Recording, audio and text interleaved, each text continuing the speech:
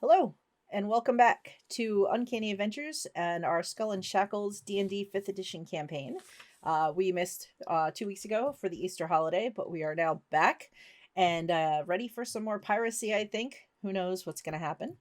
Last time on our game, a member of the crew had been punished because they stole from the quartermaster store one too many times and were being keelhauled. Our dear Antoinette, not understanding exactly what was happening, decided to jump into the ocean and save this person. It set off a series of interesting events. There was cries of mutiny from a certain member of the crew who ran up and took the ship's wheel and spun it sharply aside, sending most of the crew tumbling across the deck. A fight ensued. Meanwhile, Bart slipped away and snuck into the quartermaster's chamber, intent on finding a certain hat, and found something more than that when he set off a trap in one of the chests and ended up getting impaled by an arrow, but survived. I also got some potions out of it. You did get some potions out of it A too. free arrow. And a free Yeah, arrow. free arrow, exactly. As Bart was coming to terms with what to do about this new appendage sticking from his chest, Martins actually snuck downstairs, slipping away from the fight, and found Bart bleeding all over the quartermaster's floor. Both Martins and Bart tried to open this large metal chest unsuccessfully. And Bart decided to cut his losses and slip away, while Martins found a uncomfortable spot behind one of the big chests and settled in to sleep for the night. Meanwhile, Antoinette and Miri were both locked up in the brig in chains for punishment for setting off a mini mutiny on their first evening on board the ship. And Holt kind of may have a little whiplash from watching all of the events unfold during the course of this evening. Well, me, the player, definitely. Like, oh no, someone's getting keelhauled for stealing from the quartermaster. Let's steal from the quartermaster. I mean, what better time? He wasn't Excellent. distracted. So, those of you who have a little bit of free will at the moment, the crew has been ordered to bed. Bart, you were exiting the kitchen where you had carefully hidden away the potions you found in the chest in one of the cabinets, while Fishguts, the cook, was drunkenly sleeping in a chair at the table. So you come out into the lower deck of the ship. You see most of the crew sort of heading downstairs. You've kind of covered up your wound and kind of as best you can for the moment, and you see Holt sort of walking past with the rest of the crew. So Holt, you see Bart kind of emerge on the other side of this large space. So how'd it go up there? Everything's kind of a mess, but it's clearing up. I've been chatting to some people. How about you? I mean, it's gone better, but I mean, it's not particularly bad. Oh, that's good to hear. For me, No, anyway. no one getting hurt. No. Oh, that's good. I saw two sailors playing a game arm wrestling, only over spikes, so they impaled their hands. It's a right mess. I healed one of their hands. Goodness gracious. Yeah. Must be very hard to swashbuckle with Mr. Pans. Oh, no, that's what I told them. Well, they carried on anyway. Hopefully they'll be all right when if we ever find a ship to rob. Yeah, I kind of look around and I kind of whisper, "This is a very strange ship. Isn't it? It is. Like, I have to wonder how they're doing this stuff. Like, it doesn't seem that well organized. Like, especially if they like kidnap their crew, like they did with you and the others. Like, I volunteered, but I seem to be the exception here. And that's just not like how you keep a loyal crew, right? No wonder people are stealing stuff. Yeah. I did talk to the cook a bit, and he seemed very negative about his time here, to say the least. I believe he Yeah, called people this aren't place. exactly happy. Yeah, I believe he called this place Poison, which is a very ringing review for sure. Yeah, you don't want your cook to be talking about poison. No, not really. That's not a thing you like. Oh, you know that big guy that's tied to the mast? Yes, the feathers. Yeah, I thought that he was just another prisoner, right? Chained up because he was like stealing stuff or something. Turns out, no, he's not. I think they chain him up because he's really dangerous, like normally, and they only let him go when it's time for fighting. I think he's like some kind of like madman berserker kind of fellow. So he's not committed any crimes. This is just the most convenient way of like handling him, I think. This is a very strange ship. Right?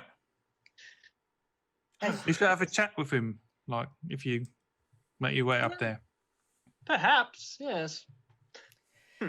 As you're saying this, Sandara walks up, kind of alongside you both, and she says, "Oh, hello." She says, "Hello." She says, "So," and she points at Holt. She says, "So you volunteered for this adventure?" Oh, you mean being a pirate? Yeah. Ah, I wasn't sure. When they brought everyone in, I got picked up not too long before the rest of you all. Not by choice, but yeah, I was on my way to the ship when Mr. Plugg. Oh no, it was Mr. Scourge that found me in an alley. He's like, "You're coming with me," and I was like, "That's the plan." And everyone was really confused. So I'm here now, and I've got to be honest. I'm having some second thoughts about this whole thing, but I'm here now. Got to see you through. Make the best of it. My advice would be watch out for Plugg and Scourge. Scourge. Mr. Scourge is not so bad, but Mr. Plugg, he's not someone you want to mess with. I can tell that from like how he did the pulling. That was not a pretty sight. I don't trust Scourge either. His name is Scourge. Yes. Right, such a cool name. It is pretty cool, to be fair. Yes. Like if you compare that to, I don't want to speak ill of the man now, but like Plugg is not as good a name as Scourge, right? It's true. Terrifying fellow, but the name could use work. It could. But I will say, it's been an interesting day. I think the most interesting I've had since I got here. And I mostly go by Bismara's will, so I figured getting press ganged here was just where I'm supposed to be for the moment. Yes, I suppose so. You happy with how that's working out? It varies by the moment. I wasn't sure. I honestly thought that I was going to watch a few people get drawn and quartered tonight, but apparently things settled down. I'm not sure how the captain felt about it. It may have interrupted his dinner a bit. You thought they were going to kill Miri and... Well, I mean, I think the only reason they didn't is because the captain did make it pretty specific that we need everybody right now. We are a little short-handed for a crew for this ship size. Still, it's like mutiny all on your own. It's weird. Agreed. Just hope that doesn't happen again. And she's kind of like eyeballing Bart, and she says, "Are you all right there? You look a little peaked, my friend." Oh, I'm dandy, my dear. Quite dandy. That might just be because he's Hugin. I give Bart the once over. Just. So Bart, how are you looking? I I believe last we left off, I think I healed since then, like on Mhm. my character sheet, but I think I was at like 1 hit point. You had been. So your clothes are a bit. You know, probably have my hat over the arrow wounds. Very awkwardly holding it to my chest or whatever. Oh, you know, fine. Where'd you get that hat? Is that new? Oh no, I've this had it before. this is my hat. I found it laying around. Yeah. Just like Sandara found my rapier here, and I. Oh, like that. All right. Hmm. It is yours though, right? You didn't like Oh, nick yes. someone. All right, good. Because you saw what happened to the last fellow who got caught stealing. Yes, I'm no fool. Good. Daring, perhaps. Perhaps not as daring as that Miri fellow, but daring all the same. I wouldn't call that daring. Certainly dares fate, for sure. That it does. So what's the day got in store for you lot? Well, I'm going to head down to get some shut eye, as you should probably follow suit. All right, it's nighttime. All right. Sleeping. That's always good. It's best to get down to lower deck before anybody starts asking questions what you're doing up here. Yeah, that's You fair. got it. Let's go. Yep. So she'll head down the stairs, and as you come down the stairs, you can see various crew members have picked up and they've strung their hammocks. There's two of them that have strung them sort of behind where the stairs come down, and then the rest are all stringing them in the larger room. And as you look, it looks like they've taken most of the space between the stairs and the back, but you can Oh. see a couple of hammocks kind of rolled up in the back corner, and some space in the far back where you could put yours up. Okay. Are those meant to be for us? Sindara says, "Yep, just grab whatever's left over and find a spot to hang them." All right. I make my way over there, and then I find a spot next to someone else. String up hammock. All right. So, meanwhile, as you all start to go to bed, Martins, you settled down. Were you going to sleep for the night, hidden behind the chest where you are in the quartermaster's chamber? That would be my idea, but I'm not sure if it's gonna be a very totally restful sleeping, you know. So I'm not sure if I'm gonna. Well, I mean, in game is gonna be like a long rest or a short rest or however you want to say it. But that's the plan. I'm gonna try to rest at the same time, of course. Yeah, and that's why I don't feel like it would really be a long rest, because I'm also gonna keep I'm gonna sleep, but then also trying to listen if anyone is near or in the room.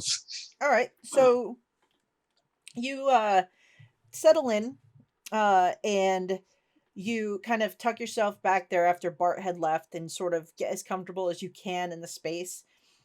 It's not very big. You're a little bit kind of squished in there, but you've probably slept in worse conditions here or there depending on your situation.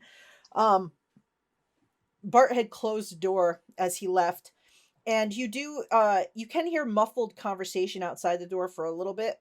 And then the last thing you do hear is you hear footsteps that come closer to where you are, but they sound muffled, like they're kind of on the other side of the door from the kitchen. And then you can hear the door from the kitchen open, and you hear fish guts, get up, cook. And you hear like somebody kick, and you hear whoop, oh, what, cutthroat. And there's like the sound of a chair pushing back from the table. It's like, get up, it's time to go to sleep, you fat lard, let's go. Oh, fine. All right. What time is it? It's already night. Oh, fine. And you hear the footsteps of these two individuals. It comes closer, and it sounds like it's right outside the door of the quartermaster's chamber. And then you hear them start to go away a little bit, and a door closes. And then you hear the muffled sound of a nearby door opening and then closing again, as they seem to have left the kitchen area. So have I listened to a key being locked? I mean, the door is just. I mean, I hear just a door being shut, or do I hear also being locked with a key? You know? Make a perception check. All right. First ability check of the day. So just a sec. Perception check. Perception check. All right. And what is your passive perception? My passive perception is also is 10. Okay. It's 10. So because in this, if your passive perception is higher than what you roll, that's the base level. You're just rolling to see if you get better. But with a 10, you hear the door close, like the kitchen door, but you don't hear a key turn. So it doesn't sound like anybody has locked the doors between you and the outside. Let me try to see if I'm gonna sleep here or keep looking. So, do I have do I know any sort of any sort of knowing about the time of the evening? It is evening, right? Yeah, you knew it was after dinner, going into sunset when you slipped downstairs. So you know it's not late night at this point. If it's basically probably going on 9 o'clock in the evening, you would guess. Okay, so I'm gonna search around. Actually, I'm not gonna try to sleep right now. I'm gonna search around a little bit. I'm searching specifically for a case of scrolls, mine case of scrolls. And also, if possible, also looking for my loot. Gotcha. Well, so just to re-describe it, this room is rather small, and it's got, in particular, there were various size containers. There were 2 wooden lockers that were fairly decent size. There's the wooden chest that Bart had kind of picked through and taken things out of. Then there was a second wooden chest next to that, a wooden trunk, and then the big metal trunk that both Bart and yourself had tried to open but had been unable to pop open. So there's 6 big storage containers kind of stuffed in here. And so okay, so basically I have to search in I have to pick one of them to search, right? If you want to pick one and try to see if you can. Okay, so which one looks like non okay, which one looks like which wouldn't actually have any sort of traps? Which one looks like less threatening or more, less more unsafe or unsafe in unsafe, Make a perception check as you're kind of looking over these containers. All right, so you sort of give them a quick once over, and the big wooden trunk, while it looks like it's got a decent lock on it, you don't see any signs of traps. You do notice it looks like the also one of the 2 foot lockers, or actually both of the wooden lockers, are also not trapped. So there's 3 containers that you don't see signs of a trap. On the big metal one, you can see a pinhole that looks like maybe a needle or something would come out of. And on the one that Bart opened, you obviously know based on Bart's injury, you can see inside it where the bow is, where it shot him. Well, that one actually, the trap had already been activated, right? Yes, it was, and Bart didn't reset it. So I could try to open it again as well. Let me think. No, I'm going for the one of the footlockers actually. I'm gonna try to open one of the footlockers. All right. Looking at them both, they both look like they're locked with simple locks. One of them is slightly bigger than the other one. I'm going for the bigger one, and I'm also feeling a bit lucky right now.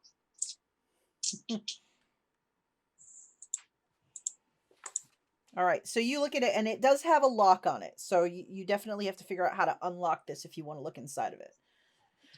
Well, since I don't have anything anything, any kits for it. I'm gonna try to force my way into it using my dagger, which was hidden at the time when I was taken into ship. So I'm gonna try to use my dagger as a tool and try to open it. All right, so go ahead. I don't even know what with it into roll, but you tell me. So it would depend on, do you want to try to pick the lock with your dagger, or do you want to try to pry the box open and like pop it open? I'm gonna try to pop it open. All right, so that would be an athletics roll with your dagger, because you're gonna shove it in and try to force it up and break the lock. I'm really weak person. I'm really good talking, but not doing stuff. Okay, but I'm feeling lucky, so I'm gonna be yeah, because you being down. lucky. So being lucky is like in this case like a advantage, or do you want me to have a roll again? So you would roll again, and you choose which roll you take.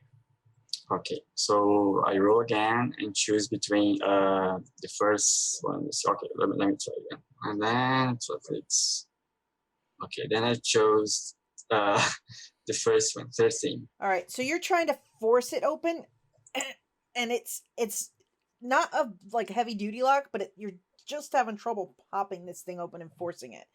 You're kind of. And I'm not successful then. No, it feels like it almost wants to give, but you're not getting a lot of leverage with the dagger. I'm gonna try again. Okay. This time not really lucky, because not feeling lucky because I'm feeling a bit down now. So, not that down.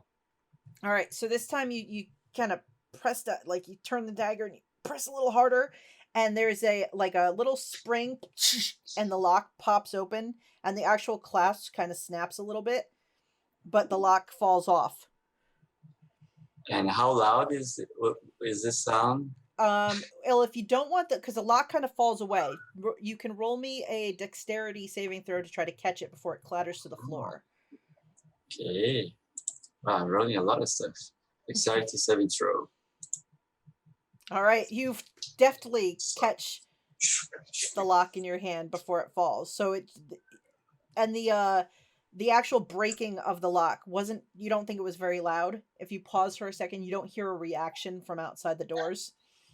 And now you have a broken lock and an unlocked chest in front of you. So what do I do now? I look inside. All right, you pop the chest open, and luckily no arrows shoot from the chest at you. But I'm lucky. I told you. Very lucky. So inside, on top, you see a beautiful crafted fiddle. There is also 3 flasks with some kind of green liquid inside. There are 6 flasks of a bright red liquid inside. There is also 4 sets of thieves' tools wrapped up in here, and a battered wooden box, as well as underneath those things, there's a couple of backpacks. There's your loot, plus your armor. You see your dagger and rapier, your disguise kit, your dice, your pouch with the gold. Your backpack is in there, and also your scroll case. There's also a shield down at the bottom of this big chest with chainmail armor, a battle axe, and a hand axe. There's a map kind of wrapped up that looks like it's of a little town with various marks all over it, and a skull cap next to that, along with another backpack full of like mundane equipment. And then there's a light crossbow with some bolts, about 20 of them, 2 daggers, another backpack with stuff in it crammed in there, some silk rope, a pouch, and then you think maybe it's a map. You're not sure exactly like the markings and stuff, but it looks like maybe some islands and things like that, but you can't really make out where it goes to.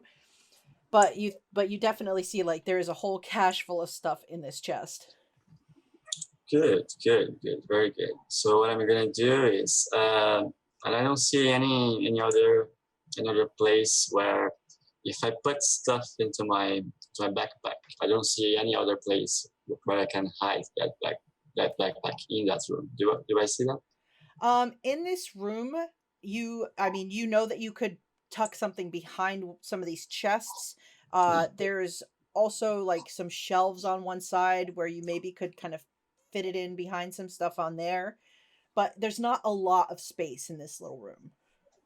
Okay. If I can get only my case of scrolls and put all those other maps you mentioned in that scroll in that case as well, I think it would fit, right?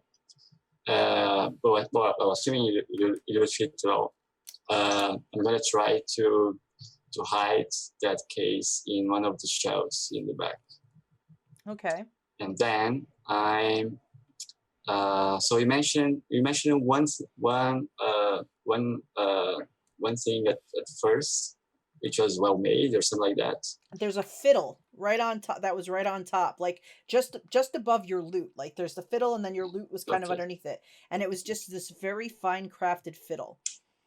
Okay, I just leave that there because I'm not into this stuff, but I get my loot with me, and my rapier. I'm not sure how to say in English, but rapier, rapier. Anyway, and I leave the rest of my stuff there. And I also get my set of dice, which I hid in one of my pockets, or in one of my I was gonna say in one of my holes, but no, in one of my pockets actually. Okay, so you collect all that stuff, and you take your loot and your dice, and you hide your scroll case. Yeah, and I don't take my my armor. Mm-hmm. I leave my armor there, and I leave everything else there. And Okay. I try to hide that. I intend to hide that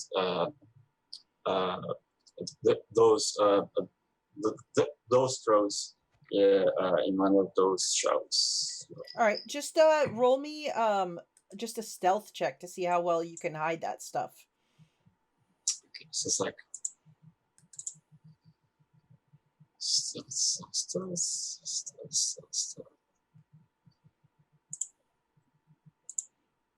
All right. Okay.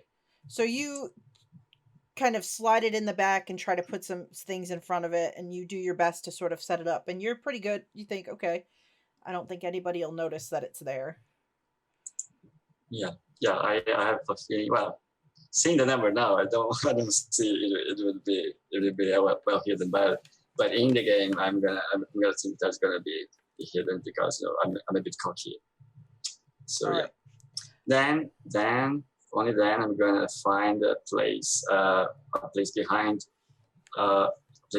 one of those large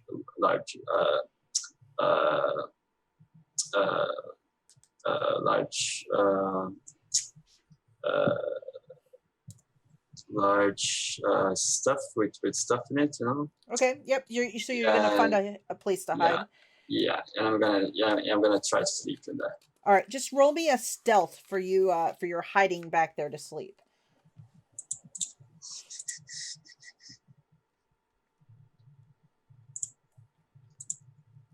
Okay.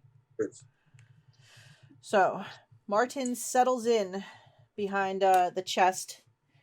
Miri has fallen asleep in the brackish water of the bilge, and Antoinette kind of settles in uncomfortably nearby and also eventually falls asleep. Meanwhile, Bart and Holt, you set up your hammocks in the back of this room. You kind of meander through. A couple of the pirates kind of jostled you as you went through, gave you like elbows here or there. One or two like Rosie and Badger sort of like make way for you to kind of go in, and they make some space, and they actually, Badger comes up and shows you, Holt, the best way to kind of hook up your hammock. She's like, no, you just, you wrap it around here, and then if you want to get if you like it to hang a little more loose, you can go to this pole, or if you like a more firm sleep, you can go to that pole over there. Oh, that's good. Thanks. You're welcome. Thanks for fixing my hand. No worries. And she'll kind of meander back. She kind of is sleeping a little more forward near the stairs.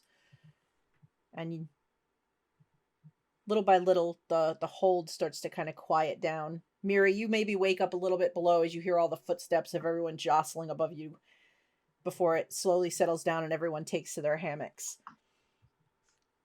So, of the two of you, Holt and Bart, are you going to go to sleep, or do you want to do anything during the course of the night before morning? You have... I figure we got a long day's work ahead, so I'm just going to sleep. Okay. I'm going to sleep too. All right, so everybody eventually falls off to sleep, yes? Bart? Sure, because I broke off that poison needle from that one chest. Mm-hmm. So I'm going to put that somewhere where it's not going to stab me in my sleep. And then I go to sure it's poison. Maybe you should just like taste it. Well, I guess I could, sure. yeah. Maybe tomorrow. As you do. It's the only way to be sure. It's true. When you look around, you all have seen when you've been in here, there are foot lockers kind of off to the side, and there are a couple kind of piled up that they don't look like they're in use by anyone. So you do think you could go acquire a foot locker for yourself to put some of your stuff in if you wanted to. I think I'm just gonna like put it, like slide it into one of the little holes in my hat and just kind of hide it in there. Okay, sounds good. And then like probably put my hat in my hammock, but like hanging from one of the posts or something. I don't know. Okay, excellent. Nearby. So, little by little, everybody settles in to their various sleeping arrangements and nods off to sleep with the motion of the ship kind of going. The waves kind of crashing against the ship outside, the ship moving. And everyone wakes up in the morning to the sound of the bell. Ding, ding, ding, ding, from on deck. Ding, ding, ding, ding. And in the hold, where Holt and Bart are sleeping, crew members start to sort of jump up and quickly undo their hammocks, toss them aside, and grab their gear and start heading for the stairs to head up to the main deck. I guess it's work time. I do the same. All right. So, as you throw aside your hammocks and grab your gear, and the two of you turn to head up the stairs, 4 figures sort of start walking towards you instead of heading to the stairs. Oh, hello. There is a angry-looking woman who has the biggest ears you've ever seen. Kind of moving up, sort of looking back and forth between the two of you. And she's got just a scowl on her face. In front is this sort of fat, little pot-bellied guy who has his head just completely shaved. And he's just walking forward, just smiling like this leery grin.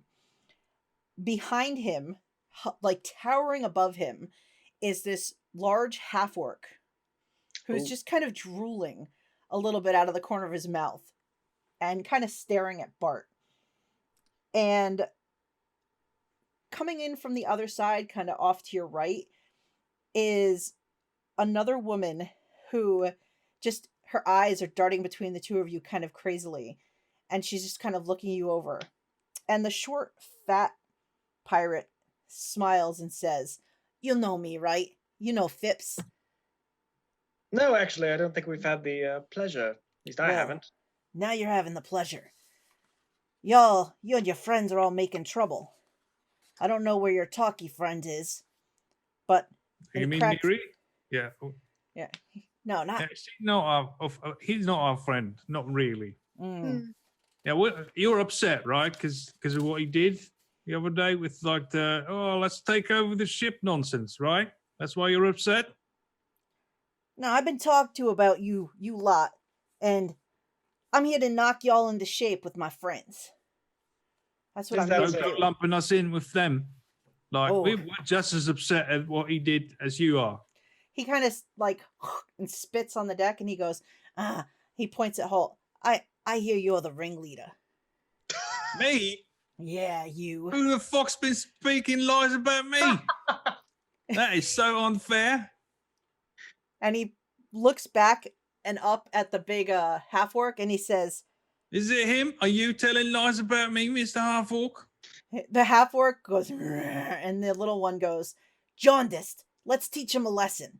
So Jaundiced? Your name is Jaundice? Wow. That's the worst Great name. So I need the two of you. I'm sorry, but that name is awful. I need the two of you to roll initiatives. Okay. Here Yeah. we go. We're fucking doing this. 9. That's not very good. Oh, God. Let's see. It'll work. Sure, it'll be fine. Yep. Oh, no, we're super dead.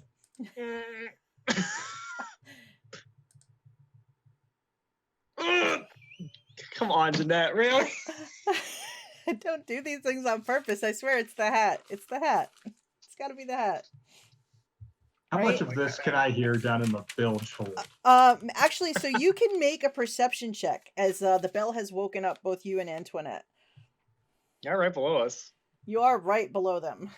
Nice. Oh, shoot. Yeah, so it's a bit muffled, but you do get the gist of this conversation, and you definitely recognize Bart and Holt's voices amongst these. All right, so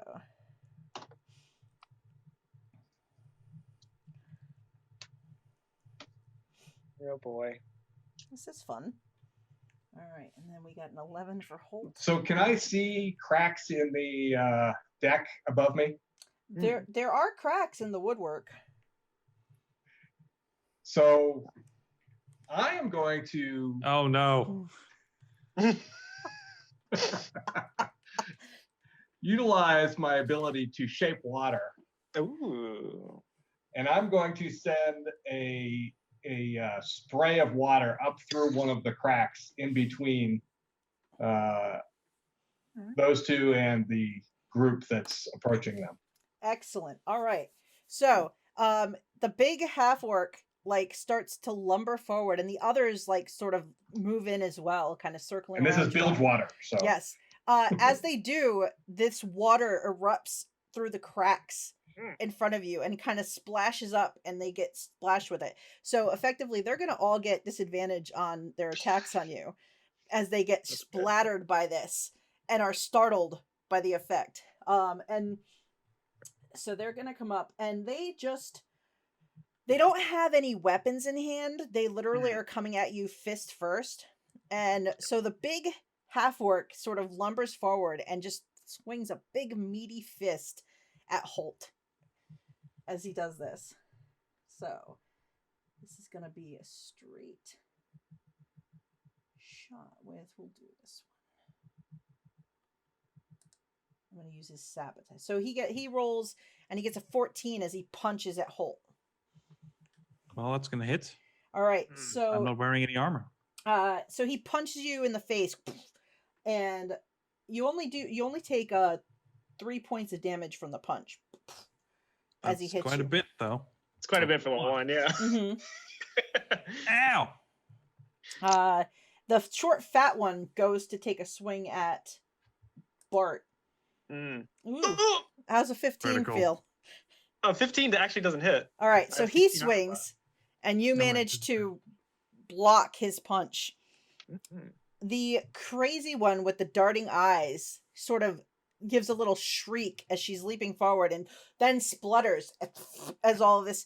So she kind of like lands on you, Bart, and just flails as she does so.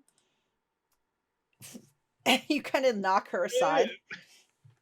And the other woman with the big ears charges in at Holt and attempts to swat him. And the water hits her, and she trips over a footlocker and just goes sprawling on the deck, so she is on the floor. Yeah. Holt, what do you want to do as this melee starts?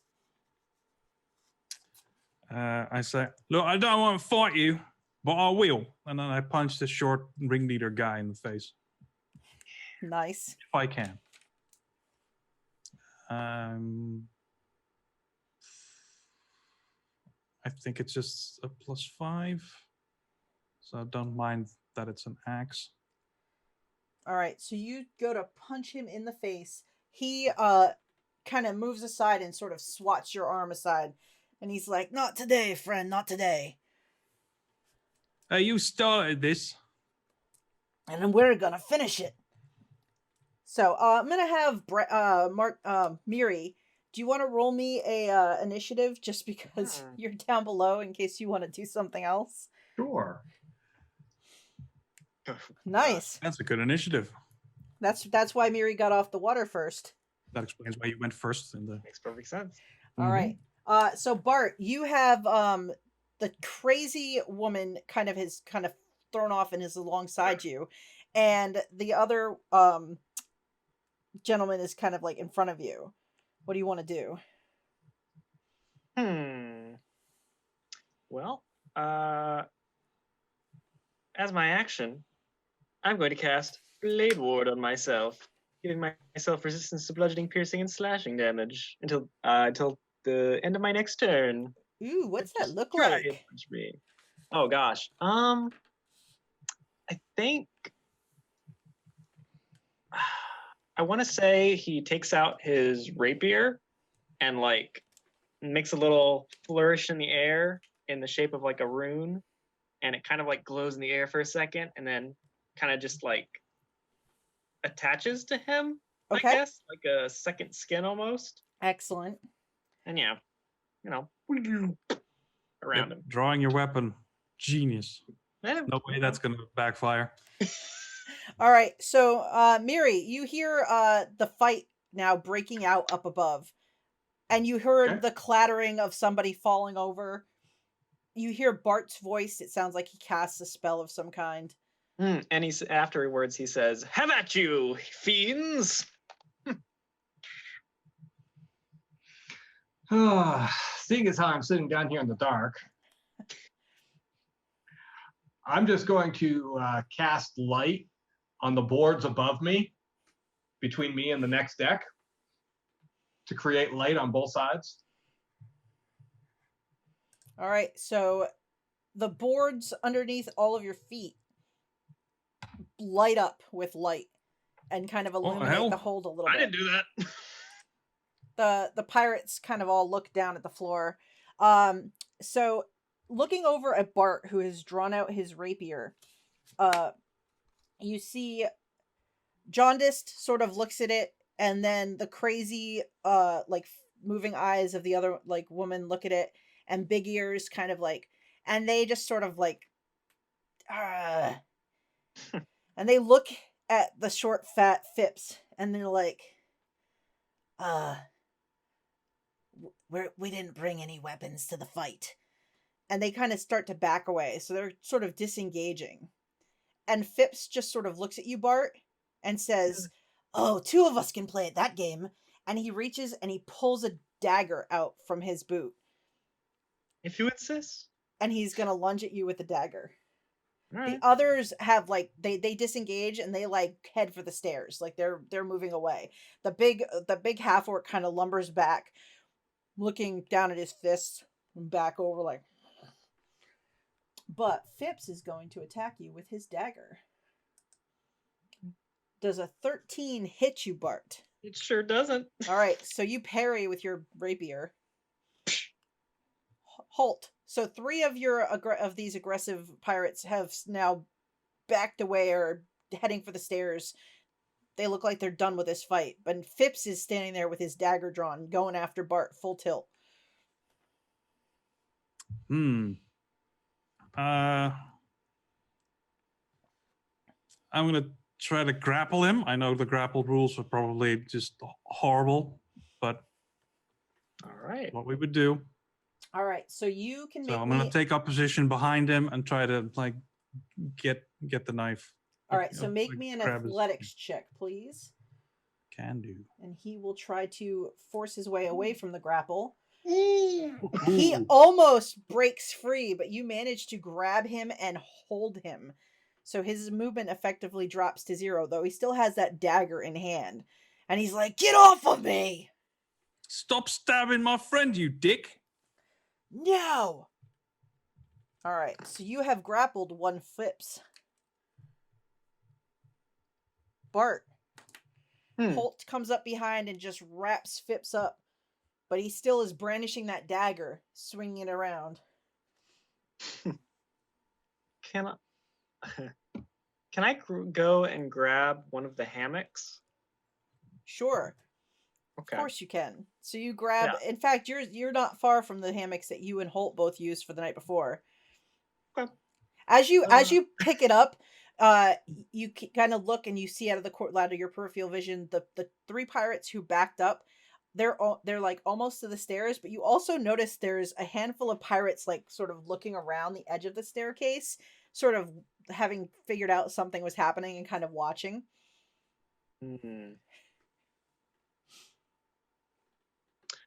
I'm going to take the hammock and I'm going to try and throw it over the 3 running for the stairs. Oh. Like a net, almost. All right. Do you want to roll me a ranged attack with the net? You won't have proficiency because it's a hammock. Yeah, okay. Yeah, I mean... because it's a hammock. So it'd just be D20 plus my dex then? Okay. Nope. All right, so you grab the hammock and you throw it in their direction, and the jaundiced, the half-orc, just sort of catches it and looks at it confused and looks back at you. I don't need this. I already slept. All right, so... What the fuck are you doing? Get his knife, you dick! Oh, I thought that might work. I don't know. All right. How? So, Miri, you hear Holt yell about getting the knife. The floor above is lit up. The bilge water has kind of splashed back down. Antoinette's like, "I was already soaking wet." Sorry. I'm just gonna hold my action. Okay. Phipps is going to... Dude. He still has his dagger. He's going to, let's see. He's going to stab at Holt because Holt has grabbed him. He says, "Get off of me!" And he will stab with his dagger, madly trying to jab you with it. But you manage to avoid the pointy end of this. He's like, "Let go!" What do you want to do, Holt? Drop it. No! I'm going to try to make him drop it. Is it my turn? Yes, it is your turn. Okay. I'm going to try to get him to drop the dagger. All right, so you can roll me an athletics check to force him to forcefully disarm him. He's going to try to hang on to that dagger. So the two of you are literally like now fighting over the dagger. Like he's got his hand on it, but you've got his hand on his hand, and it's like an equal contest trying to get control of this dagger. I like that it's an exact tie. I do too. I know. That's fantastic. That's So Bart, you you watch this tug of war for this dagger, back and forth, back and forth. What do you want to do? Okay, I think I'm gonna sheath my rapier. I'm gonna go, all right, let's do this. And I'm gonna jump at, his name is Phip or something, His name is right? Phipps, yes. Phipps, who's, all held and struggling with Halt. Mm-hmm. And I'm gonna try and do like a wrestling move kick with both feet right into like his belly. Okay. If I can, yeah. Go for it. I guess I'd just be unarmed. Yeah. Mm-hmm. Okay. I'm come sorry. Oh, no, Can I use one of my nat 20s? Yes, you can. Yeah, I'll do it. All right. Screw this guy. All right, so that is a critical if you use your nat 20. All right. How much damage would it be? So it's because it's an unarmed strike, it's 1 plus your strength modifier. Oh, okay. So it'd be 3 normally. So So so it would be 2. 6. So it would be 2 plus your, because you don't double Oh. your bonus, so it would be 2 plus your Okay. strength modifier. So 4 then. 4 points of damage. Hmm. All right. I just want to say something. If Yes. Martins were hearing this, this is not a hint to you, but if you were hearing all this this mess, he would be dying to know what's going on. He would be really curious to know. Yes, right. But this is not a hint. This is not a hint. Nice. So meanwhile, Miri, so you hear some more kicking and you hear like Holt yelling for whoever this is to let go of their blade, and you can hear the fight is continuing above you. Yeah, I'm tired of being shackled down here, so I'm going to attempt to pick the lock on my shackles. Heck yeah. Okay. Do you have any kind of thieves' tools? Not right now. I'd be looking around for, a piece of wood or whatever that I could find in the... All right. So Oh, you find something long and brown. You can roll me Sure. a This should work. perception check, please. Perception? Yes, as you're trying to look around for something or feel around in the water for something to help you unlock these shackles. Okay. All right, so perception 17. Let's see. Do.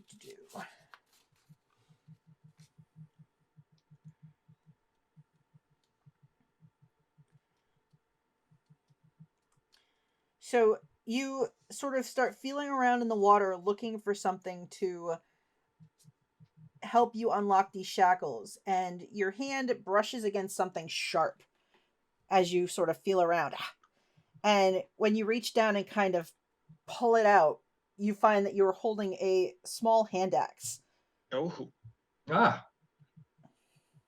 I'll use that to try and break these chains.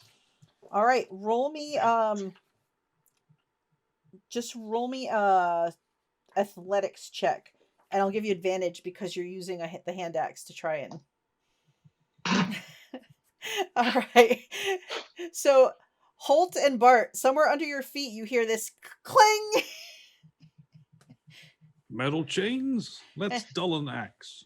And not Antoinette my axe. looks and is like, "What are you doing?" Trying to get out of here. Axes are for wood. It's one of those moments where you hit it and the jolt kind of jiggles on your teeth chatter from the shake of this. I'm just tired of being here. All right. Meanwhile, Martins, you are woken up by the bell, and you're still tucked in your hiding place. You're it's a little stiff from being back there. You do hear some muffled noises coming from under the floorboards, but what really catches your attention is the footsteps that sound like they're getting louder, and then the sound of the door to the kitchen, which is just outside where you are, opening. And you hear familiar voices. "Well, fish guts, you better get breakfast going. Where's your cook's mate? I'm gonna open the store." And you hear, "Do you want a drink first thing?" And Cutthroat says, "No, I'll be back this afternoon for some rum, I guess. But it's too bad we don't have any finer wine on board this ship. I'm getting sick of rum." And you hear the heavy footsteps of fish guts going into the kitchen, and you hear some things starting to move and clatter. But then you hear the sound of the doorknob to the quartermaster's chambers turn, and the door opening. Okay, so I stayed as silent as moving as I can, Okay. and without making a noise, and still trying to hide myself. behind one of those large crates or something like that. Yep. Yeah, you hadn't come up out from behind, so you are still No, tucked in. I was still there. I Yep, was still you're- there. Yeah. So and as you're tucked back there, you hear the door opening and some light kind of shines into the room, and you hear Cutthroat walk into the room and then pause, and you could just sort of see her kind of standing in the doorway. You just have a little bit of an line of sight. You can see kind of the side of her head, and you see like her hand go up to her head, and she scratches as she's looking down, and she says, "Who bled all over my floor? Why is that broken?" And she walks over and she opens the lid to the chest that Bart had gone in the night before. "Where's my arrow?"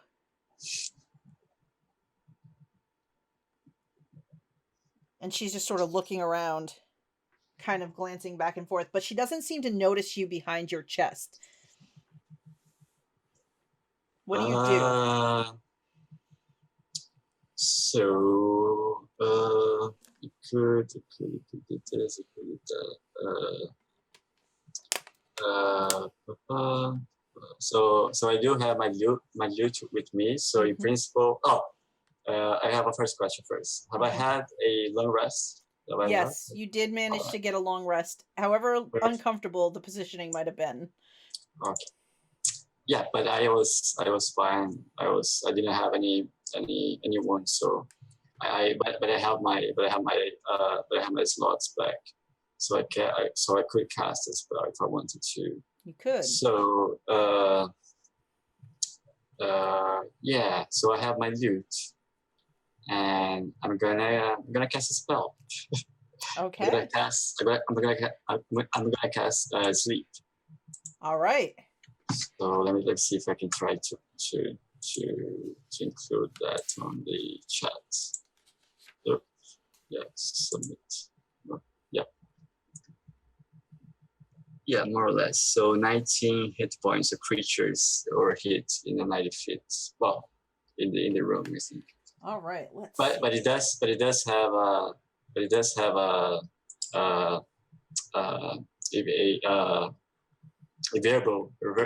variable components. Okay. Mm-hmm. So it goes something like this.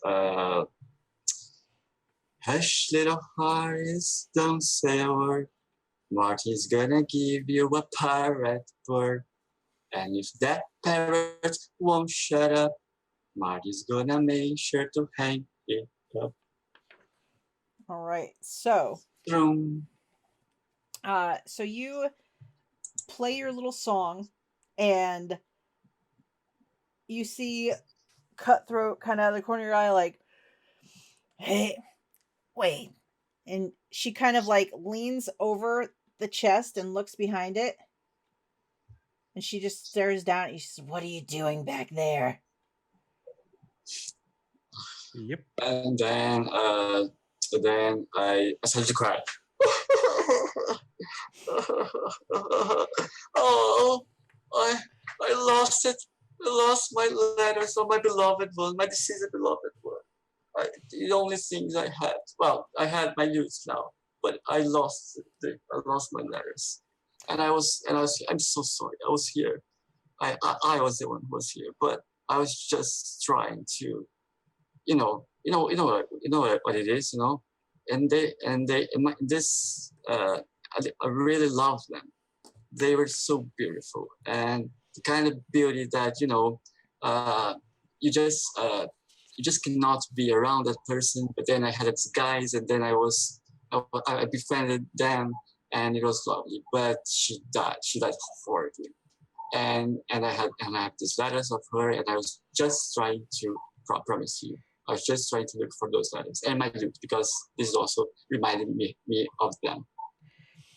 All right. So as you are explaining this, we're going to cut back downstairs as Cutthroat is just sort of staring at you, and you can't get a read yet in that moment. We're going to cut back down below where Phipps is fighting for this dagger and is going to try to pull it back free.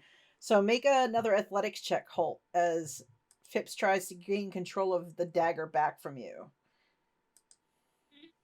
All right, so he manages to wrench it back free, so he's got his hands on it again, but it takes all of his strength to kind of pull it away, and he's a little off balance as you still have kind of a hold on him. So he can't attack you with it this time around. So what do you want to do, Holt, as he now has it in his free hand again, and he looks like he's going to start swinging it any second?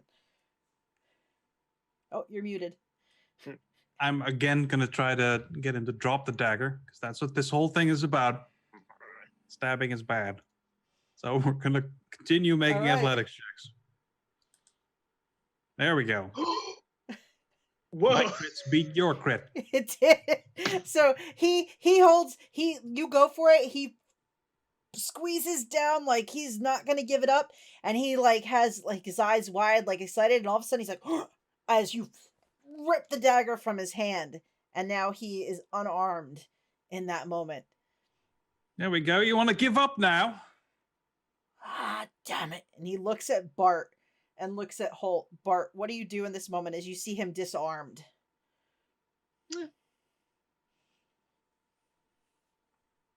I mean, I'll just smile at him with my big old shark teeth. And I'll say, I suggest you do surrender, Mr. Phipps. Get your hands off of me then. Fine.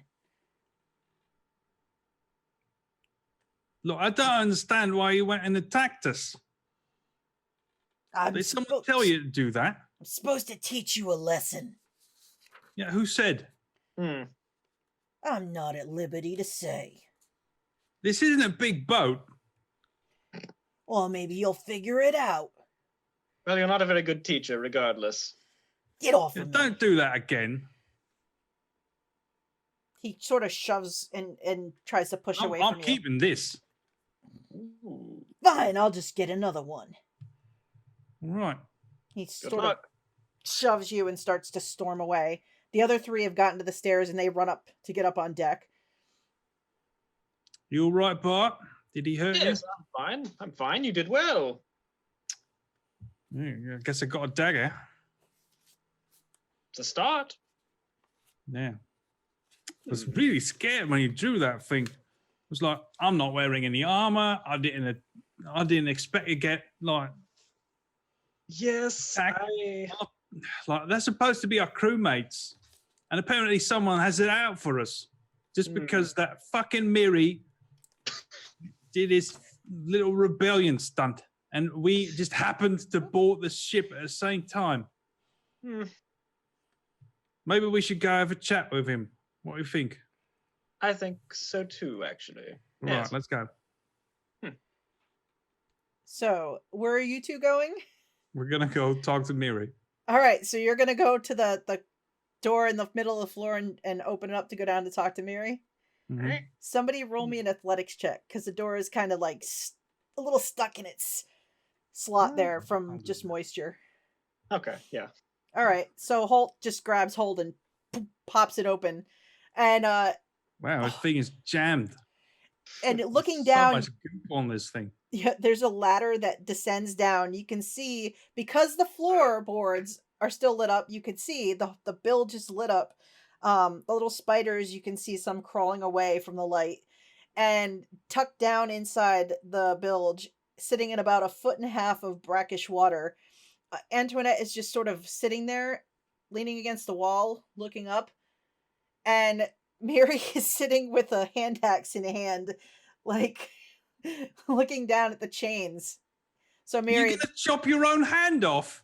You mad loon! I think I'm he not looks that mad. well. Give That's me that, you debatable. idiot. I go to grab the hand axe away from him. all right, so Holt slides down into the bilge, splashes down in about 1.5 feet of water, and goes for the hand axe that Mary is holding.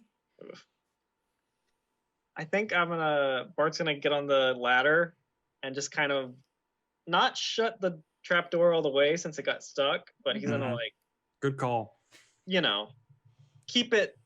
He's gonna put it down so if somebody comes in and they're not like looking at it like, oh, it's not closed all the way, Okay. It's gonna be closed, Sounds good.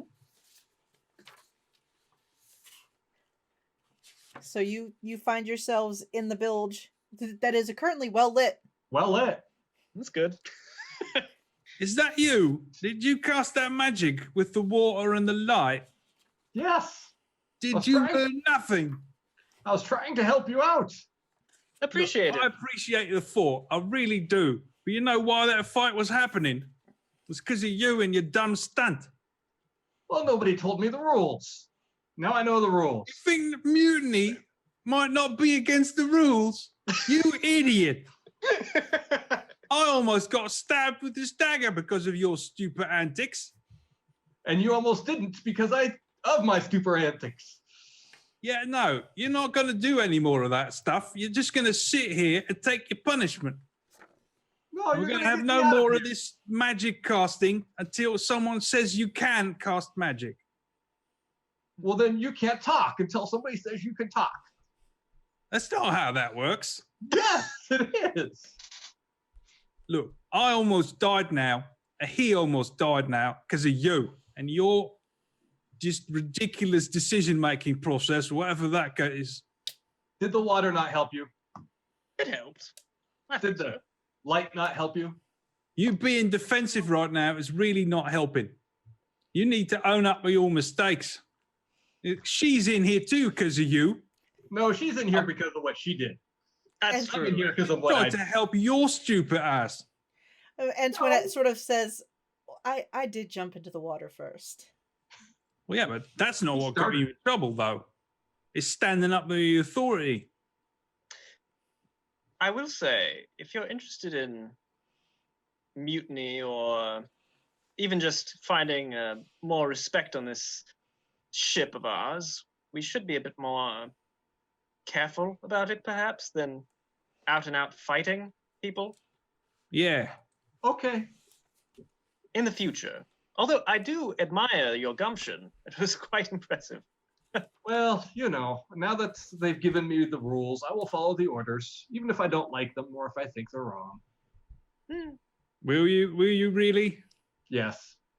All right. So you're just going to sit here and take your punishment then? I took my punishment. Sitting here is your punishment. And I sat here all night. It's true, he's still doing You're it. going to be sitting here a while longer, mate.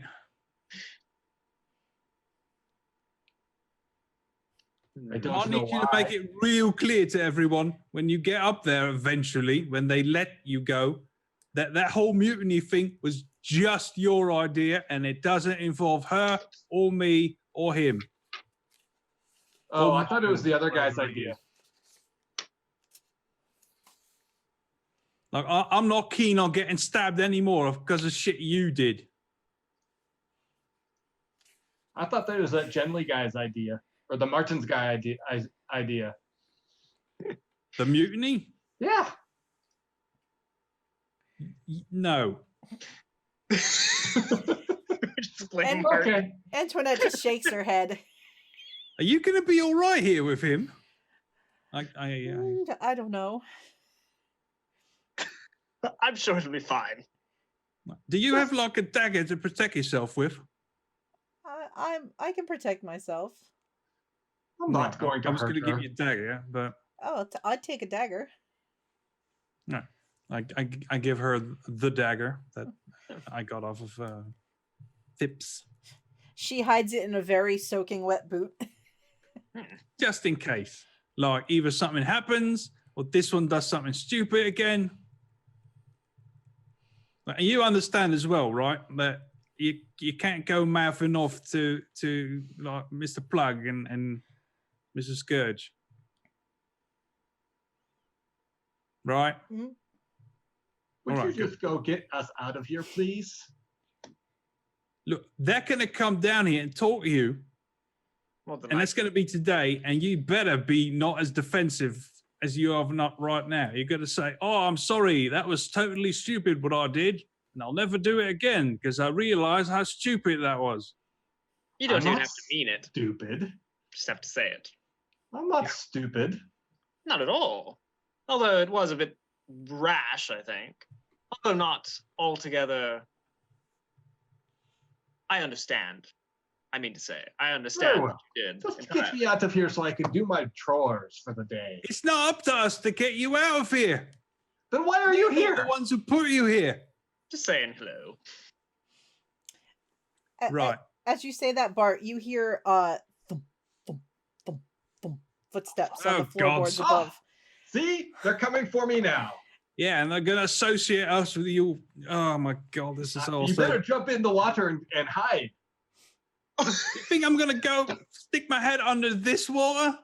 Bart will jump off the way. ladder into the water and hold his breath.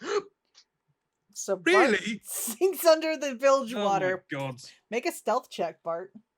Okay. And I'll have you know, I have a racial that lets me hold my breath for up to 15 minutes. I know. All right. Are you just going to sit there on the ladder and let them see you there? I'm standing in the water next to you because I've got your hand axe. Are you just going to stand there and let them see you? Yes. All right. Are you mad? You're not supposed to be here. I know, but I'm here. They'll trade places with me and you. They might. But no, I'm just going to stand here. So, Okay. Meanwhile, upstairs, Martins, you have told your tale to the kind of unreadable face of Cutthroat, who's just staring down at you as you say your bits and just sort of is watching you. Do you want to?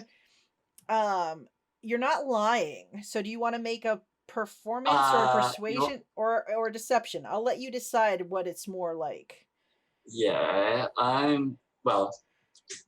so my plan was not to let anyone know whether I was lying or not. But since I was asked directly now, this is a deceit. Then I'm gonna make a deception. Okay. Excellent. So roll me a deception check, Martins. And I'm feeling very lucky right now. So too. Really lucky. All right.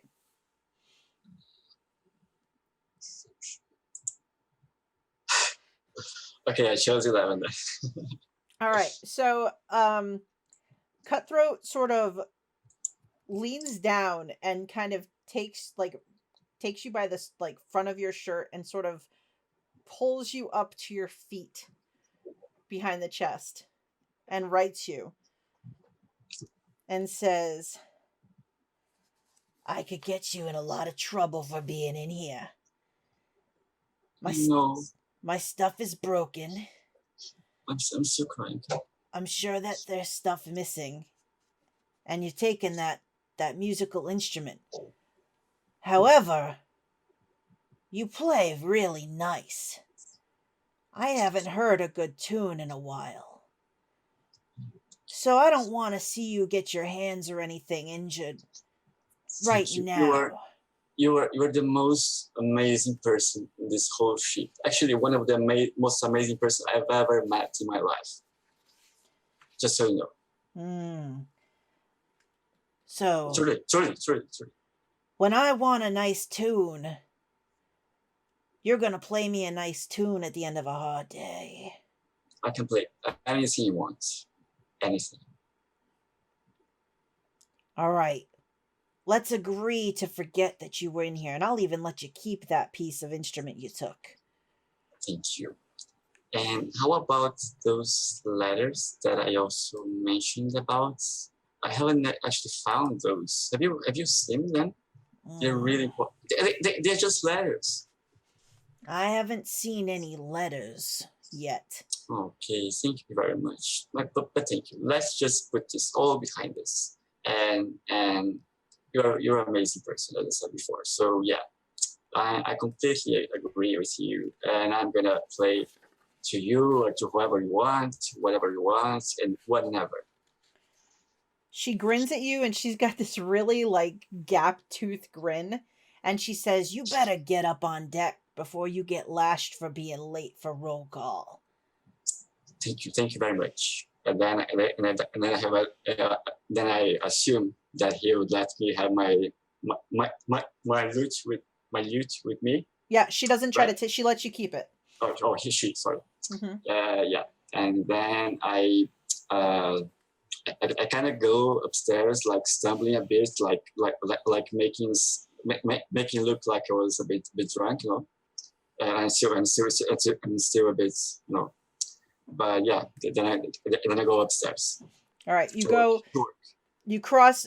You go out of the room. And as you cross through the kitchen quickly, you see the big, heavy-set chef sort of look up, and he kind of frowns, confused, as he watches you pass by. But he doesn't stop you. He just has this sort of dumbfounded look on his face, like, what?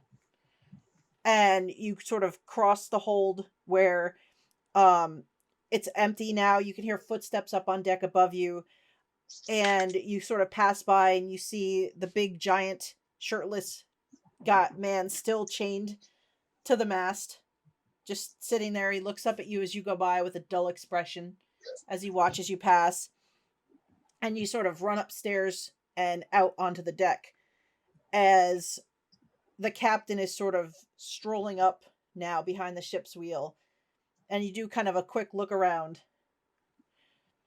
and you see most of the crew here, but you don't see any of you don't see Holt, you don't see Bart, and you don't see Miri and Antoinette anywhere amongst the group. You see Sindara kind of leaning against the railing where she normally leans, and she's watching the door as you come out, and she just sort of looks at you and nods, and then looks over your shoulder kind of, and Yeah. looks back at you with a look like, you get the impression she's like, where is everyone else? So I just go to her and I say, so sorry, I was named by someone really important in the ship that I could play songs for the crew because I'm a really good singer. And however, yeah, where are everybody actually? I haven't seen them since last time. Truly, this time. She looks around and she says, I saw Bart and Holt as I was leaving the hold this morning to come upstairs, not 3 or 4 minutes ago, but they haven't come up. She kind of nods toward this little group that's kind of standing off to one side, and you see this woman with big ears. You see this short, fat, bald pirate. You see the big half-orc, and you see the crazy-eyed woman looking around. And the short, fat one looks a little worse for wear, like he's all a little bit disheveled. And she says, those 4 came up a little bit before you did. Ooh. But I haven't seen them. I haven't remembered ever seeing them as well. So where did they come from specifically? Have you seen it? Oh, those, yeah, that's, she kind of nods over. She goes, the one with the big ears, that's a Retta. She's got one hell of a temper. The short fat one is Phipps. The big quiet one is called Jaundiced. And that crazy-eyed woman there, watch out for her. Her name's Slippery Sill. I heard she joined the crew to get away from the gallows after she killed one too many people on shore. That's okay. I think that lots of people have done that. Just don't worry about it. All right. Well, also. Yeah, but this is very intriguing actually, and I like puzzles. I like solving puzzles. If you don't mind, can you sort of look away while I am discreetly trying to head downstairs to where those fellows have come from, and trying to see if a fight were happening there, or someone were hurt. Maybe I really hate seeing people getting hurt. She this is my smithing. She grabbed you, like, by the elbow as you, like, say that and go to turn, and she goes, "It's probably in our best interest to wait until after roll call and the captain's done. They're already going to be in trouble no matter what's going on downstairs." Oh well, if you really think so, then I wish whoever was there lucky, and I'm gonna stay here then with you. Wait. And as you say that and you sort of look around, you do notice Rosie, the small halfling, kind of looking at you, and she's really eyeing the loot that you have now with you. Make an insight check. Insight check.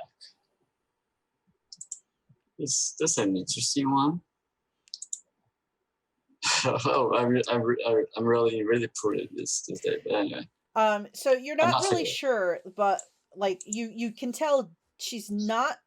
Her attention is definitely drawn to the musical instrument, and not so much to you. Like she just sort of like keeps looking at it, and you can't really read the expression on her face.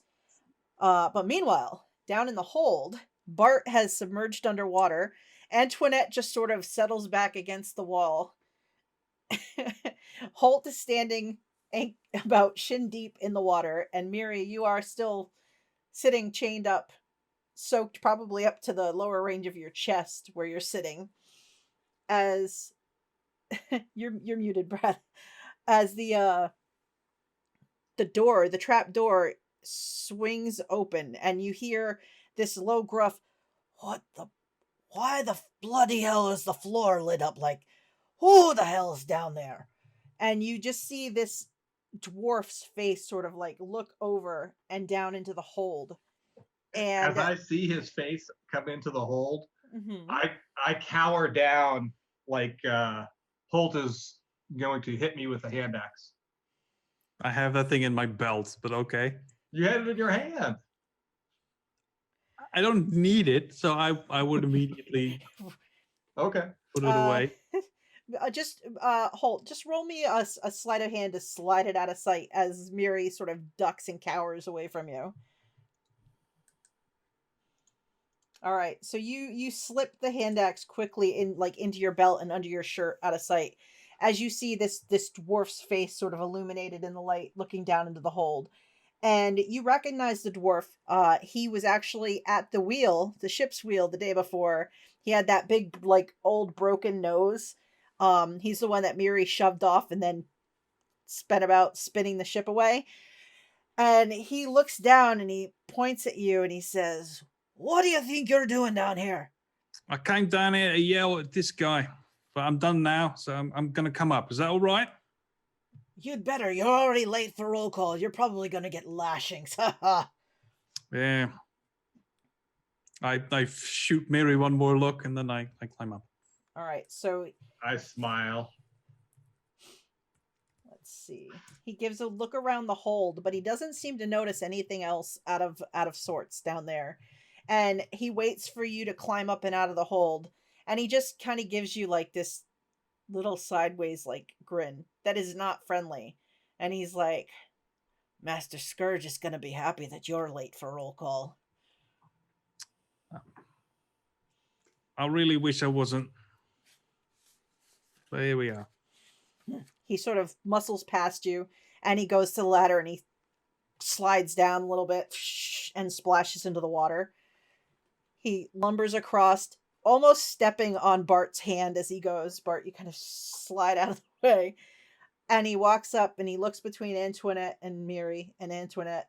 And he points at Antoinette and he says, "Master Plugg says you get to stay a little longer since you ruined his fun last night."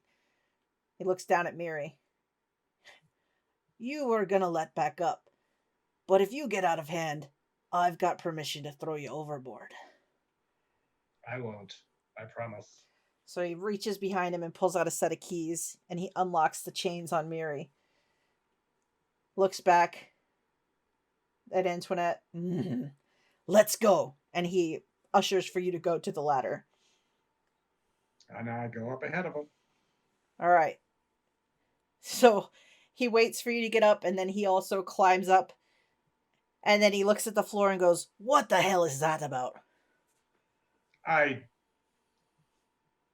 think about it and turn it off. What, are you scared of the dark or something? Maybe. Had to have a nightlight? Was it scary down there with the big rats and spiders? It wasn't pleasant. Well, maybe you'll behave yourself and then you don't have to be back down there for a while. I think I will. He slams the trapdoor shut and then ushers the two of you toward the deck. Oh, I would just already be moving Okay. So because I'm late, so I'm in a hurry. All right. So meanwhile, down in the water, the light goes out. The bilges get completely dark. Bart, you hear the footsteps kind of receding up above you and disappearing, and you heard that trap door just slam down, a little bit muffled because of water in your ears. Okay. I'm gonna wait a few more minutes, Okay. and then I'm gonna pop out of the water. Antoinette is just in the dark. Your eyes have adjusted enough. Like, you look over and she just is shaking her head at you. It was worth it. Although I hope I don't get pink eye. I will try to help you if I can, Antoinette, but right now I have to get back to the job, you know. I understand. Good luck. And I'm going to scurry up the ladder. All right, so you scurry up, and the trapdoor is closed when you get to the top. Yeah. I'll try and open it. Make an athletics check. Okay. Oh! Uh-oh. You feel like your shoulder hits against it, and you pull back before you break your shoulder as the door doesn't give. This might be more complicated than I thought. Shit. Antoinette's like, "Do you want the dagger?" Yeah, give me that. You go back down. She just holds it out. And I'll grab it, and I'll use my rapier, my dagger, and just like kind of balance on the ladder and like try to pop it open. Make me another athletics check. Oh my god. I'm trained. Come on. All oh right. my god. So you jam the rapier on one side, you jam the dagger on the other to try and like pry them between the expanded boards that have been like the slamming of it must have wedged it pretty tight. And it takes some effort, but you manage to, once you get them pinned in there, just, and eventually you just hear a and I imagine when I pop it open, I fall backwards off the ladder back into the water. Well, roll me a dexterity check or an acrobatics check to see what happens when it pops open. Okay. Oh, okay. Oh, nope, you fall down a couple rungs, but catch yourself before you really fall the rest of the way. Thank you, my dear. You hear a jangle of chains and a as Antoinette is just... Thank you. I take off my hat and I go, thank you. I'll be here for the foreseeable future. You may be back down here sooner than you think if you don't hurry up. I hope not. And I'll flip her the dagger, you know. I know how to handle a blade. Hopefully I don't hit her with it. Okay, let's see, I'll roll for her to try to catch it. Because I have her character sheet. Please don't. You accidentally Just kill how her Cat's story character. ends. She deftly catches it. Oh, thank the Lord. Okay. Thank Besmara.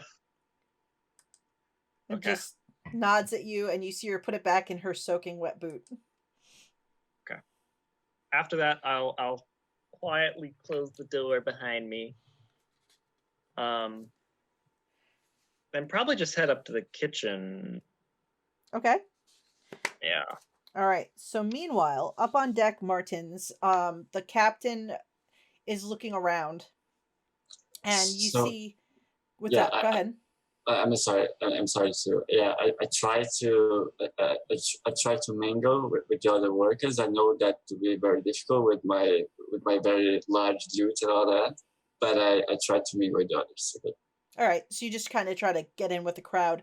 The captain steps up, and you can see Mr. Plugg is up there on the deck with him again. It looks like he has mended his coat from the night before's issues. Like he had some damage done to his jacket, but it looks like he's had it mended overnight. And Master Scourge is kind of standing at the bottom of the steps, just below them, looking around, and his gaze kind of falls on you in the crowd. You see him look back. He looks over like Rosie and Sandara, and he looks at the group of 4 that were kind of together, the short fat one and the big half orc, and he just kind of gives him a look, and you see the short fatter one kind of shake his head and look down at the deck, and a dark kind of expression passes over Scourge's face. And, okay, that's very valuable information. Thank you very much. And then the captain sort of strolls to the rail and looks down, and he says, apparently, some of our new recruits yesterday were struggling to settle into the rules of the ship. According to Master Plugg, we hit some rough seas last night while I was eating my dinner, and that's why a lot of it was spilled onto my cabin floor instead of being consumed by myself and the other officers. I left it to Mr. Plugg and Master Scourge to take care of. But let me reiterate. I need all of you to crew this ship. You're going to work together. I don't care if you like each other or not. But the next person who messes with my ship, I'll put you in the sweat box for 3 days. I don't think I need to make an insight check I mean, he really mean that, right? Oh yeah, you're all on deck. He's addressing the crew, everybody there. You see a handful of like crew members sort of look around, and you see them like kind of questioningly look as Holt emerges from the door at the back, followed by a very soaking wet and dripping Miri. And then lumbering in behind them is the small dwarvish figure with the broken nose, and his keys kind of jingle at his belt. And I'd be a little faster than Bart. Mhm. I didn't have that conversation with the dwarf in the hold, and Yep. I didn't struggle at the door. So yeah, so you would get there a little before they do, but you're all going to be coming out of that door. And I assume that we all see them, or do I see them? Well, you definitely see Holt come through the door first from the hold. And Holt, you see the captain, like you kind of just caught the end of what he was saying as you were coming up the stairs and entering onto the deck. And you see kind of the ship, get the sweat box. You see other crew members looking around. You see Master Scourge sort of look in your direction as you come through, and he smiles his golden toothy grin as you walk in, and he just sort of looks up at Master Plugg, and he just...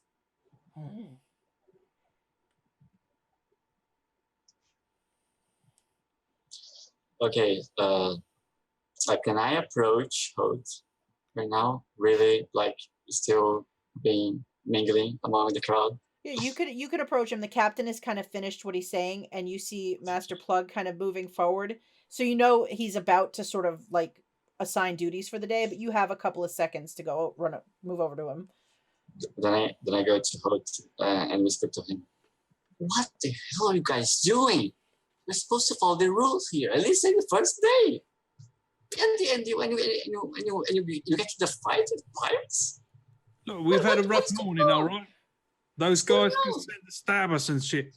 I'll tell you later. Let's just get to work." Okay. But don't do it again. Come on, dude. I give him a death stare. I'm trying so hard. Oh God, I'm really feeling sorry for all these sessions. It's been the one. I'm really sorry, but I love it. I mean, We'll straighten it all out. I mean, Martins is definitely not sorry for you, but I mean, in real life, he's feeling completely sorry for you. I'm really sorry for that. But I really had to say that. Sorry. It's all good.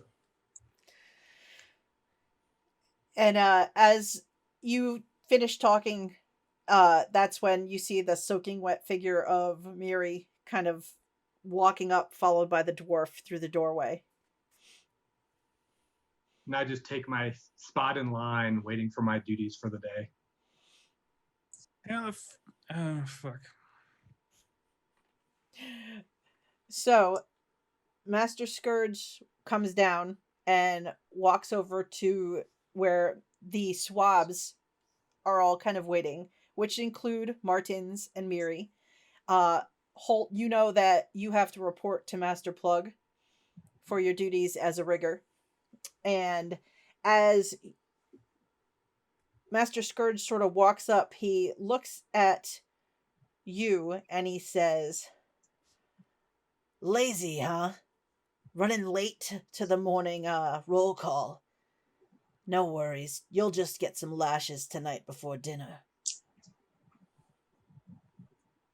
I'm sorry, Mr. Scourge. I didn't mean to be late. It's just Overslept. Nah, I took some time out of my schedule to go yell at Miri for all that shit he pulled yesterday. Yes, he was trying to tell me to follow the rules, but he won't do them himself. Be quiet, you, or you'll get lashes too. You're lucky you just got a night in the brig. Yes, sir. He looks around, he goes, "Where's your fish friend? Looks like he slept in too." And he's supposed to be in the kitchen. He's supposed to report for roll call. No worries.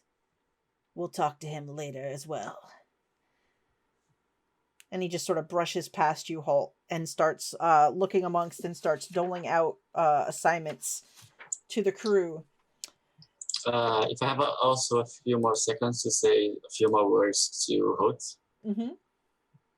I'm really sorry about what I said. Those things happen, you know.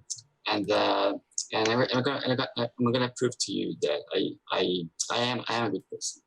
I am a good person, you know. So you know, for now, just take a deep breath. You don't have to prove for me you're a good person. I want you because I feel bad for you. I'm feeling bad for you. So just take a deep breath. You know, and know that I have your back really hard. And then I gave him a bark inspiration. Okay. Just in case, if you need.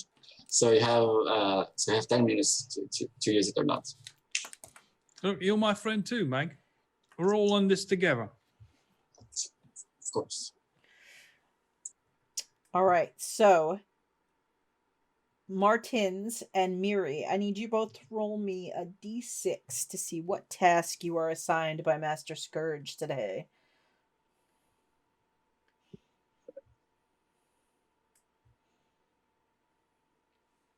I hope 6 is something good.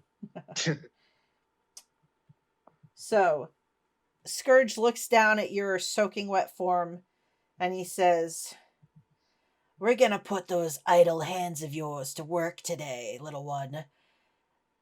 You're gonna move about, and I want you checking the quality of the sails, and I want you checking to make sure the rope's in good condition, and if you find anything that's out of sorts, you're gonna repair it, and that's gonna be your task for the day." Thank you, sir. And then he looks at Martins as he just passes by Miri. He says, "You like to talk. A lot." Okay. That's not a question. Awesome. You're going to be in charge of passing messages from the crew to the officers today. That means you need to get yourself around the ships quick as you can in order to make sure that people don't miss out on important information. Don't let me You know- catch you lying down. That's my second job actually. A messenger, a second job. Don't worry about it. He just So I have to go where now? says, report to the ship's officers, and they'll let you know who you have to give information to. Thank you very much, sir. All right. Meanwhile, Holt, roll me a d6. Okay.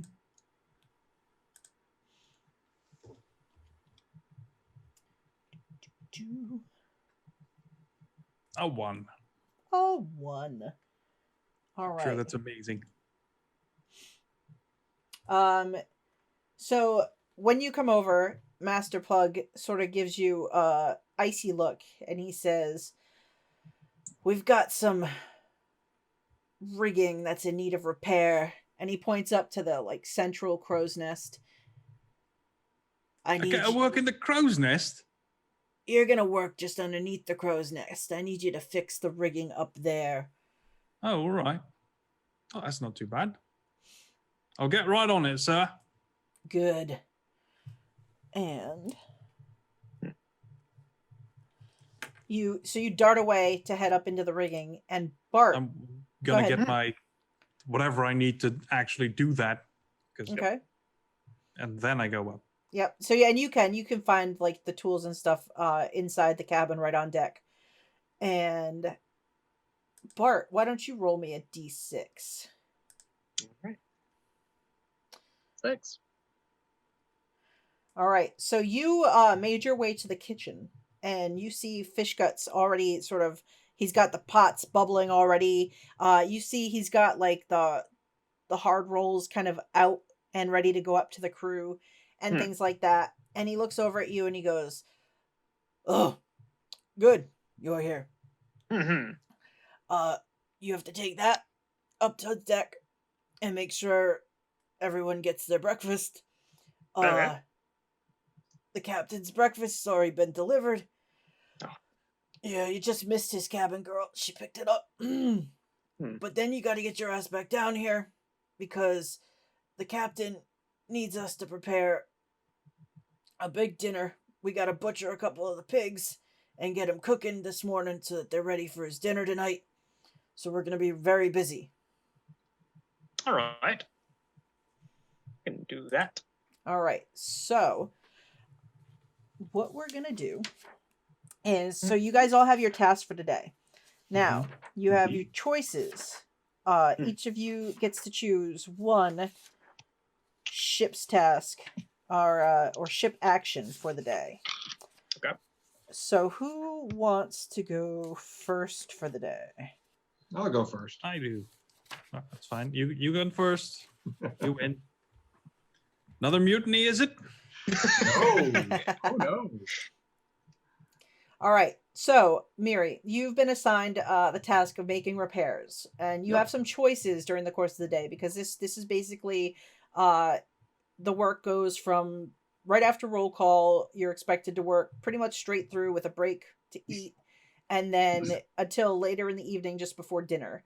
So, your options for daytime ship activities: you can do your job, which if you just work diligently, you'll get a bonus to. You could take some time while you're working if you want to try to have any kind of interaction with other crew members that might be nearby, either trying to find information, make friends, piss somebody off, whatever it is you want to do. So I'll stop you right there, Jack, because I know what I'm going to do. Okay, So I have the spell mending. you do. So that will make my fixing of things very easy. It's true.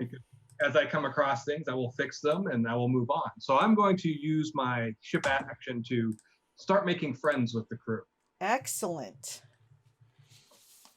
So, Apology tour begins. so as you are one of the swabs, while you're working, you are sort of moving about amongst a small group of people. Like Rosie is kind of about nearby. Also, Conchabar, the small gnome with the large purple hat and the flourish of purple clothing, and the extremely well to-do mustache that kind of curls at the ends is kind of bounding about, trying to get Rosie's attention as he is working, swabbing the decks today. And also, there's another gnome who is also doing some work mending some of the lines. This one is a small female who is, she almost looks as bedraggled as you, and you have spent a night in a pool of brackish water, and she only has one eye. Like she's got like an eye patch over one of her eyes. So these are kind of the crew members sort of milling about near you. Well, I'm going to start with the one-eyed gnome and assist her in fixing the piece of equipment that she is fixing by subtly casting mend. All right. So do you try to do this so she doesn't notice you casting the spell right away, or do you? Yes. All right. So just roll me like a stealth check to sort of sneak up and cast this. All right. And double check her perception, which is less because she has one eye. The joys of one-eyed pirates. All right, so you she's sort of twining these ropes together to repair one that's kind of broken, and it suddenly laces itself together, and she like holds it out like, what? Oh, what? Ah, ah. And she drops it, and she's like looking down at it, and she kind of like kicks with her foot. What? How? Oh, oh. And she sort of looks up and around like, what? I just come over and I pick it up and I hand it to her and say, "It's all fixed. You did a good job." Did you see that? I saw you fix it. She picks up the eye patch and kind of opens it, and you see like the kind of scarred empty eye socket, and puts it back down, and then squints with the one good eye. It's never done that before. You're getting good at doing this. I commend you on your skill. Oh, thank you very much. All right, let me try another one then. She kind of goes and picks up another section of rope and starts sort of entwining it. And you see her squinting with the good eye, waiting, holds it out again. I wait till she's distracted and then I cast mend again. Just roll me another stealth check. It's still good enough because you're on the side, like with her bad eye. She's like, "Oh, it did it! It did it again!" Oh. You're very skilled. I am impressed. Roll me a deception check.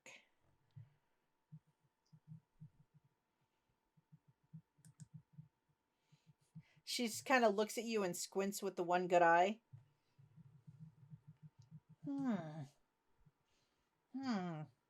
I don't know. It's never done that before. Here, you're the one from yesterday. You're the troublemaker, right? That was yesterday. I am no longer making trouble. Why not? Because I learned my lesson. Oh. A night in the bilge taught me what I need to know. You do smell a little foul. Yes, I know. It's like gray water. And it's rather gross. Yes, I know. How come you didn't change before you came upstairs? Because they didn't allow me to. Oh. They said I had to wait till tonight. Part of my punishment. Yeah, you stink a little bit. Like, you smell like really bad. I mean, it might work for you. It might keep people away. Yeah, it might. I smell really bad too. And as she says this, you kind of realize over the smell of your own stagnant clothing, like, yeah, she does kind of smell pretty bad. I'm just not going to say anything about it. Just do me a favor and roll me a persuasion check to see. All right. She's just kind of looking at you. She's like, "Oh, well, if we spend too much time talking, we're not going to get any more work done. And I got to make this magic rope tie up a few more times before the day gets too far along. Okay. And I will go and begin finding other things. And then every once in a while, when she's not looking, I will cast Mend on the rope she's working on. Anytime it mends itself, she repeats the throwing it to the ground and watching it for a few minutes before she picks it back up and like looks at it again. And every time it gets closer and closer to that one good eye, and her confused expression continues. Also, do me a favor and roll me a dexterity check, please.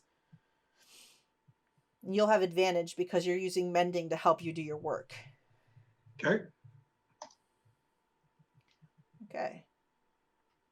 So you spend the rest of the day intermittently like using your spell to mend for her and just working, and your day kind of doesn't go by too badly. You manage to get a lot of like work done. You repair a bunch of rope, and you find a couple places where the mainsail has torn at some point, and you kind of scuttle around and are fixing it without too much trouble. So that is Miri's day for the most part, as Miri scuttles around deck. Who wants to go next? Holt. Me. Holt wants to go next. All right, Holt. So you were assigned the task of getting up to the rigging near the crow's nest. So what do you want to do? Yeah, you were going to repair the rigging up near the crow's nest and the mainsail. I'm gonna work diligently because that's how my character rolls. Okay. I still have faith that if I just follow the rules, buckle down, everything is gonna turn out okay. Excellent. All right, so give me an athletics check just to scramble up into the rigging and get up to the crow's nest area. If you want to, you have that inspiration from me if you want to. Right, I'll use that. Okay. That is a good idea. What was it, a D6? So I'm not sure if you or me or Jeanette have to roll a D6 and then add to your D20. It would be Holt, yeah. Okay. So roll a D6 and add to your Okay. So that's 16. Yeah. All right, so you take the tools, you climb up into the rigging, and you are working on repairing it up above.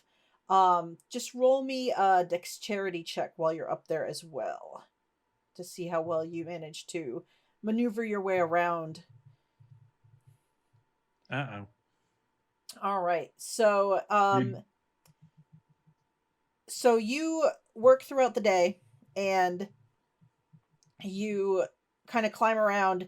You actually from kind of the tussle this morning and just the craziness of the last couple days, you're a little bit, you didn't realize, maybe a little bit kind of worn out, but you do manage to sort of get the work done. But by the end of your day, you're a little bit exhausted. So you will take one point of exhaustion just from the nature of the work and being up in the rigging in the sun and things like that. That is fair.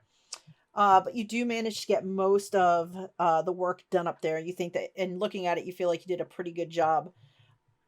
So we will, I think, since we're almost out of time, we will wait to do Martin's and Bart's daily activities until next time. Saving the best for next time. Yes, and we should be joined We by shall see. Antoinette then as well. So your second day on board the ship is in full. It's off to a great start. Mm-hmm. Yep. It went perfectly. It did. Top notch. Top notch. Martins doesn't think he's going to get keelhauled for being in the quartermaster's chamber, so everything went great.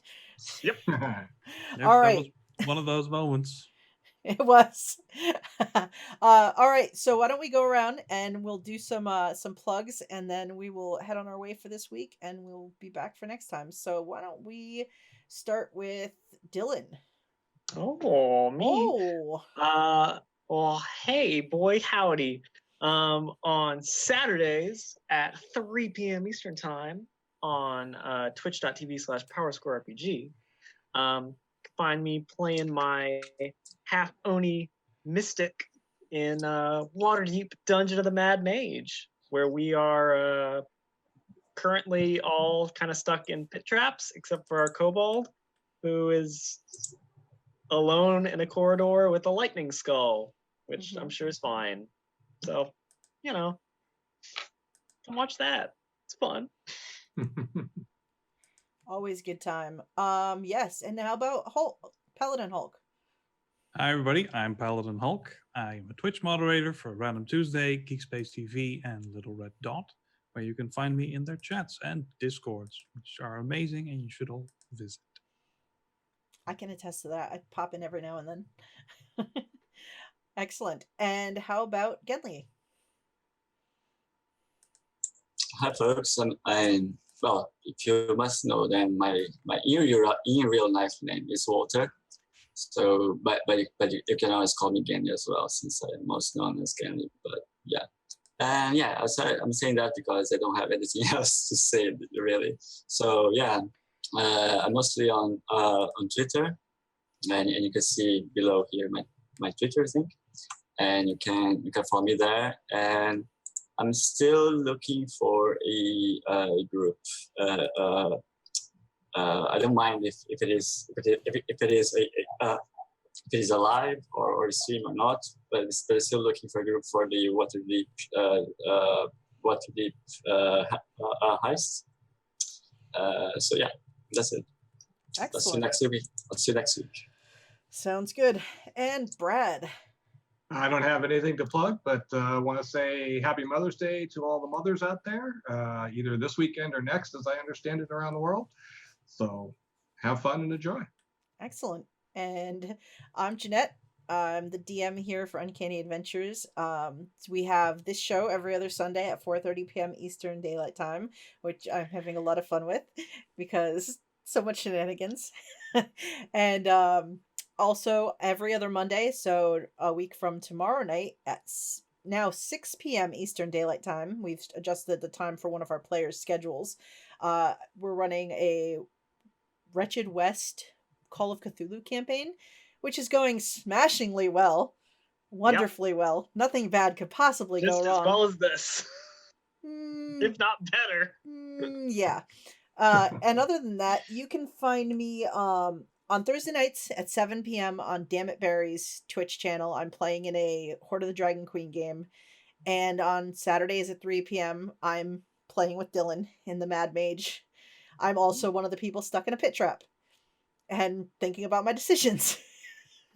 So, but other than that, yeah, that's what we have going on right now. And also I made a Patreon because they're going to change the process. So there's a Patreon. The links are below here on Twitch. And if anybody wants to pop in, check it out. And if you want to become a patron, cool. If not, we're here every week anyway. So thank you all of you for playing. I'm having a great time running this with you all. I never know what to expect, and I love it. And thank you to those who are watching and who watch later on the video on demand. And we'll see you in 2 weeks' time for more adventures on the high seas and see what else the party can get up to. I love the fact that we're still just in the first 2 days of being pirates. I know. I love it. I wanted a longer campaign. This is great. We're getting it. Yes. We're getting there. All right. So I hope everyone has a happy Mother's Day. Everybody take care of yourselves this week, and we'll see everybody soon. Bye. Bye, everyone.